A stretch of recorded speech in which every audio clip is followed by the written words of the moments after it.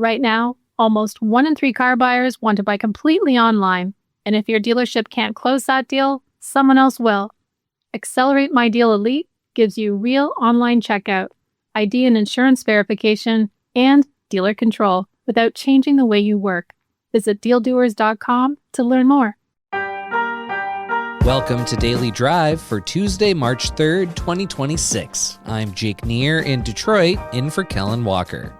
Today on the show, Toyota and Honda post higher February sales despite a weak market.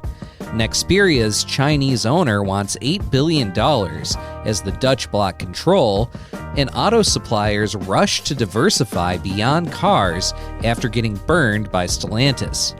Plus, we're breaking down everything you need to know right now about how the Iran conflict could affect the auto industry. We'll hear from Darren Barbee of our sibling publication, Hart Energy, about oil markets and the potential for $100 crude.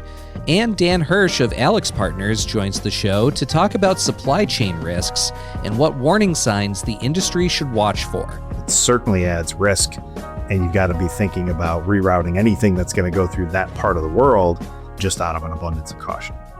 Let's run through all the news you need to know to keep up in the auto industry. Toyota, Honda, Hyundai, and Kia bucked a weak February, posting higher U.S. sales. Toyota motor volume rose 3.2%, driven by a 22% jump in pickup sales. That helped offset a 57% decline in RAV4 deliveries as the redesigned model launches at 3 plants. American Honda sales edged up 1.1%. Hyundai and Kia both set February records. Kia outsold Hyundai for the second straight month, delivering 66,000 vehicles. Hybrid sales surged 79% at Hyundai and 53% at Kia, but EV sales slumped across both brands following the end of the federal tax credits last September. According to S&P Global Mobility, the seasonally adjusted annual rate is expected to hit 15.6 million for February. That's down from 16.1 million a year ago. Ford and Subaru sales results are expected later Tuesday. You can find the latest numbers at autonews.com.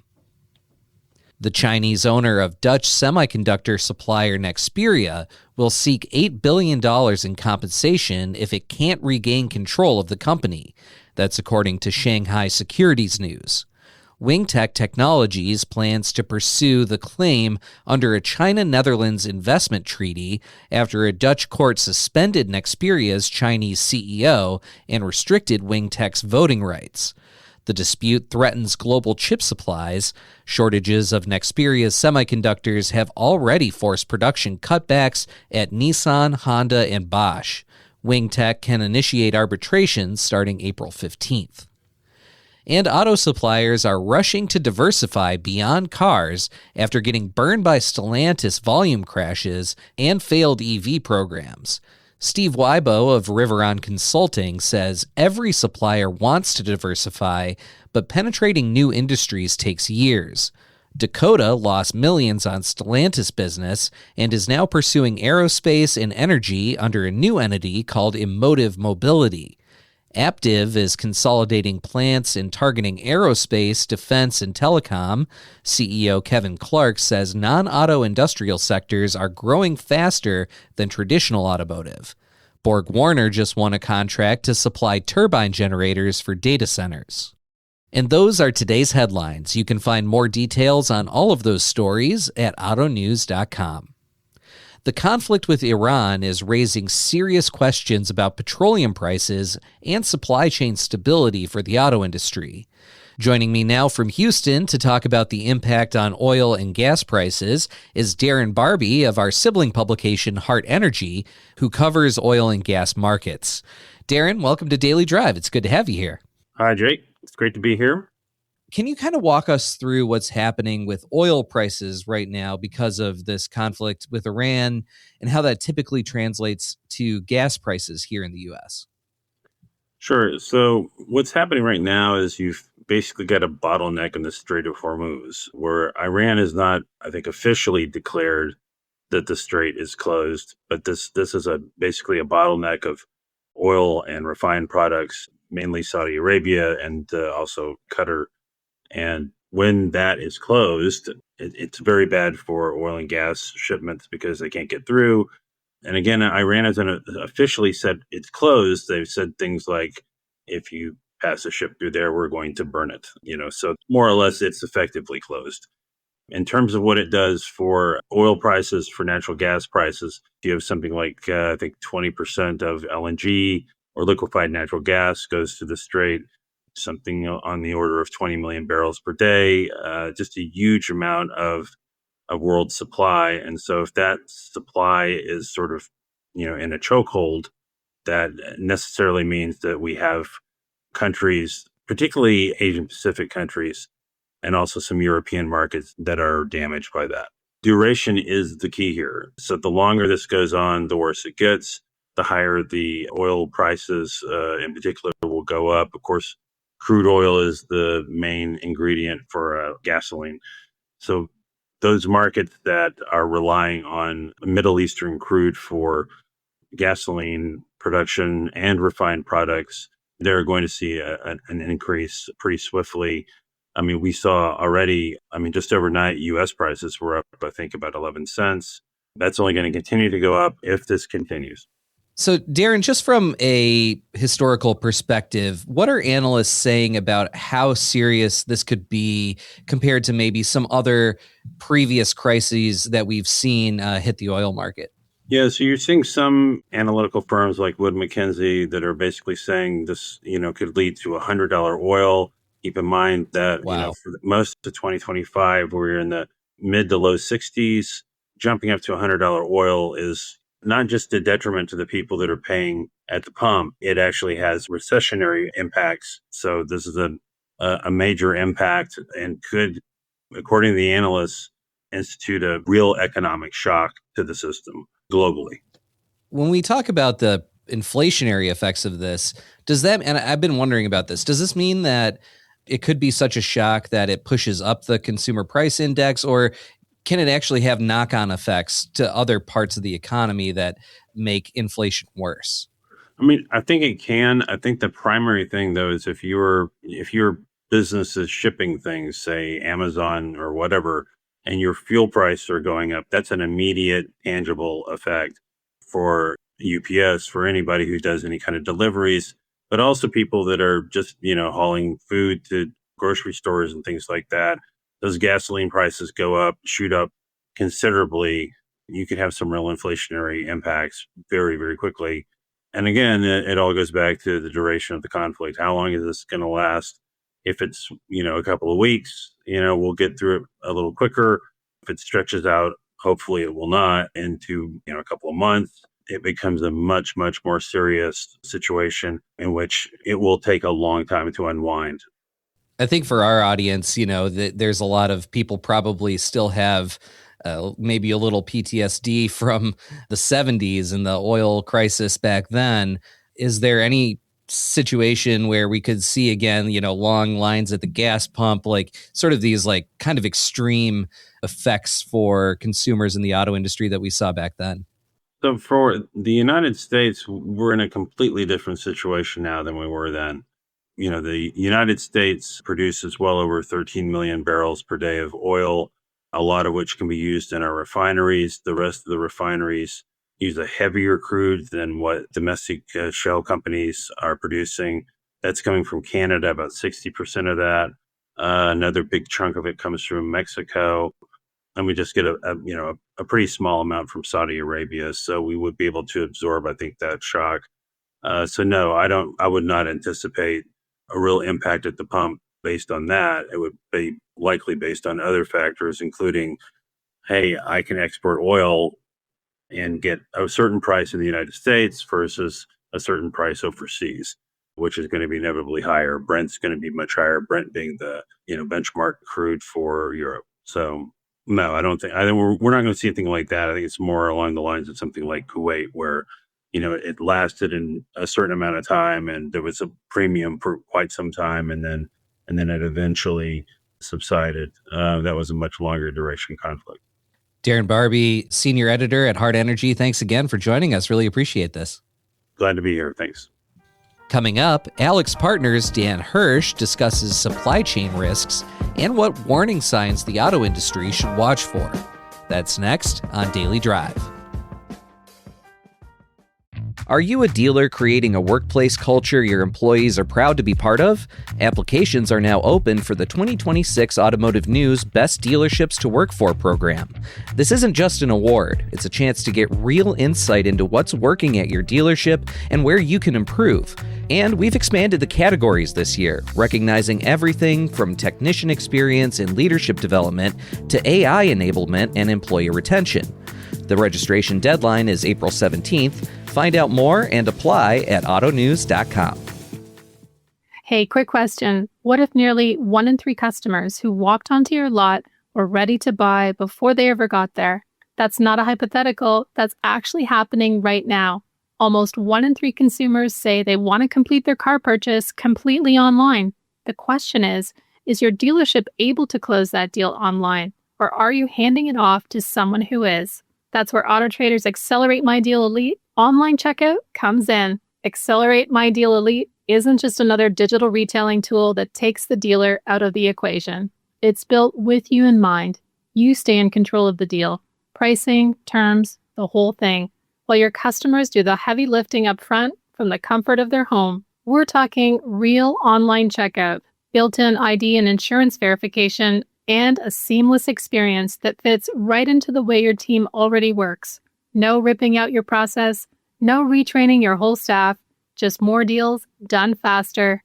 And here's the thing, your competitors aren't sitting on this. The dealers who move first are the ones capturing those online buyers. Don't let that be someone else's win. Reach out to your AutoTrader rep today and ask about Accelerate My Deal Elite or visit dealdoers.com to learn more. Your customers are ready. The question is, are you? Welcome back to Daily Drive. I'm Jake Neer. The conflict with Iran has effectively closed the Strait of Hormuz, a critical choke point for global oil supplies. We just heard from Darren Barbie about oil and gas price impacts, but what about supply chains? Our own Michael Martinez spoke with Dan Hirsch, managing director at AlixPartners, who specializes in automotive supply chains, about what risks automakers and suppliers should be watching for right now. Dan Hirsch, thanks so much for joining me today. No, my pleasure. Thanks for calling.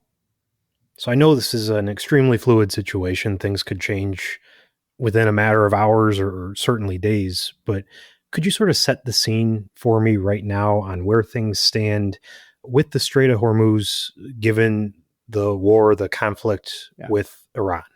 Yeah, of course. So just for clarity, the Strait of Hormuz is the thin strip of ocean that connects the Persian Gulf south, and it goes next to UAE where it sticks out, and then Iran on the north side, right? So it's the strait that you would exit the Persian Gulf. So there's lots of energy and oil that flows out of there. Not a lot in terms of auto parts, right? Cars and car parts really aren't going through that part of the world. They now certainly going south along the borders of Oman and Yemen, and then up through the Red Sea into the Suez Canal. There's a fair amount of shipping there. So of course we've seen disruption in the Suez over the past few years with the ship blockage that happened a few years ago. And then the Houthis, right? The Houthi rebels were disrupting shipping there. But as far as the Strait of Hormuz itself, that's really not much of an auto parts transit, right? I mean, it's kind of Kuwait, Iran, the far eastern edge of Saudi, and United Arab Emirates is the only areas affected there. Auto parts are really not going into Saudi on that side. They go over to Jeddah for the most part, which is on the Red Sea. So automotive specifically, probably not a lot of disruption. Certainly oil coming out of the Persian Gulf, yes. You would expect that this is somewhat problematic. And from what I understand, the strait isn't technically closed, but there have been a lot of warnings issued and a lot of shipping suppliers have sort of stopped going through there on their own. Is that correct? Yes. I think that it's closed for all intents and purposes. I don't believe any entity is blocking it. There's not a blockade, but I don't believe any ships are transiting at the current time. And then, of course, you have airplanes are disrupted in the region as well. So, normal routes that might probably not have crossed Iranian airspace are steering well clear of it. And then, of course, you have Afghanistan and Pakistan have something going on as well. And so flights to India are taking some alternate routes that are adding hours. That's a significant disruption. You mentioned not a whole lot of disruption for auto parts. What about for minerals, specifically for EV production or battery production? Is there anything related to that could be affected? Yeah, that's not a significant flow through there. I don't believe. Certainly, the oil has been shipped out of there regularly, as for decades, of course. But there's not a tremendous amount of mining or refining in that part of the world, and material like that can go overland.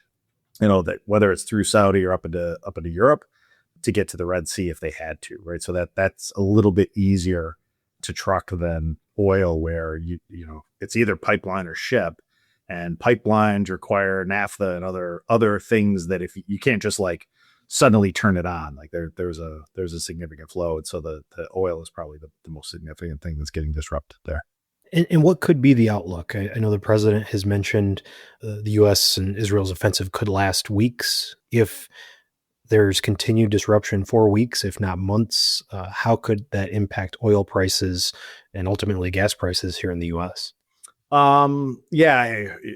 Anybody's guess how long this lasts. And I think that the strait itself being closed is a small part of the problem. I mean, if military actions are ongoing throughout that whole region, then oil production is going to be disrupted, much less shipping.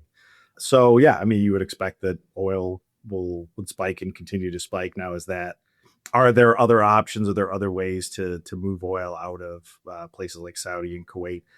Yes, but that will also add cost and time. So you would expect, at least as long as this is going on, you probably already have some of that priced into oil with the current spike, but the longer it goes, the higher it could likely go.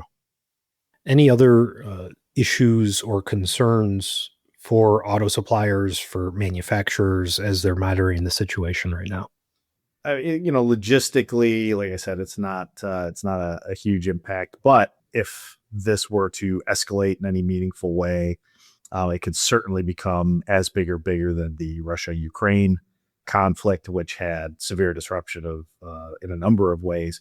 This could be no different, right? Like you already see airlines are having to shift their routes. You had not that long ago the Houthi rebels coming out of Yemen impacting the Red Sea.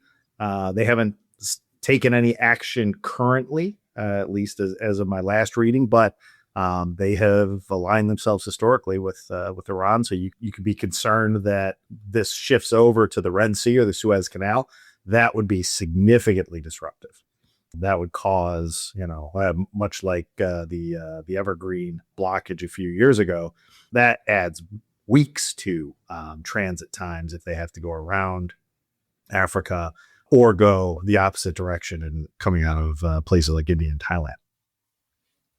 I was wondering, and maybe this isn't an issue, but just curious, any knock-on effects if oil shipping or anything else that would normally pass through the strait is rerouted somewhere, would that not clog the other shipping lanes and potentially hurt or slow delivery time of other vessels and cargo and things of that nature?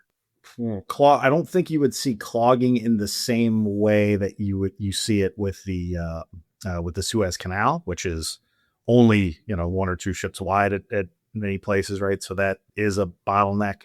Going around the southern tip of Africa is not as bottlenecked. It's also rougher and more dangerous to ships generally. Now, ships today tend not to have the same types of problems just with weather and waves, but like I said, it adds a significant amount of time to get south and then come back north. I don't think this would put any pressure on the Panama Canal. That's really the only other significant choke point that you think of with these types of things. But so it's not necessarily that it gets clogged up, but certainly it adds all of that transit time to go very far south, come back very far north to get to the same point as you would coming out of the Mediterranean that you get from the Suez Canal.